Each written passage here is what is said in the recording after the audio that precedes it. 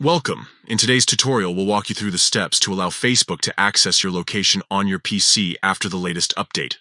This process is simple and ensures Facebook can use location-based features effectively. Let's get started.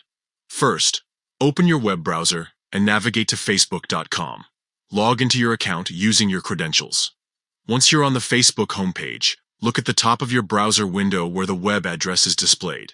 Next, locate the small icon next to the web address. This is usually a padlock or a circle with an eye inside, depending on your browser.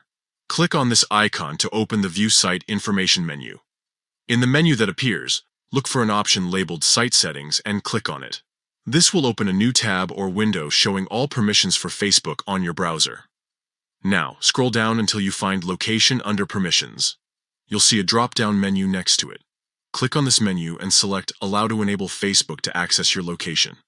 Once you've made this change, close the Settings tab and refresh your Facebook page. That's it. Facebook now has permission to access your location, allowing you to use features like check-ins, nearby recommendations, and more. Thank you for following along. If you found this tutorial helpful, feel free to share it with others who might need assistance with their Facebook settings. Have a great day.